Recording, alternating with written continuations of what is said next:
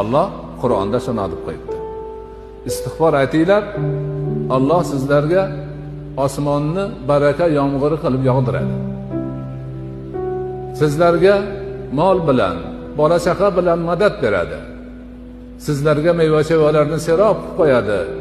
Anhorlaringizni suvga to'ldirib qo'yadi. Demak, siz bilan biz o'sha mashoyixlarimizni tavsiyalariga binoan sidqidildan doim istig'for aytib yursak, mana shu oyatni va'dasiga binoan haligi narsalarni hammasini elimizga, yurtimizga Alloh taolo serob qilib qo'yar ekan. Ana bu rizq so'rash, farzand so'rash, tinchlik, omonlik, obodonlik, xayr baraka so'rashni eng oson yo'li ekan.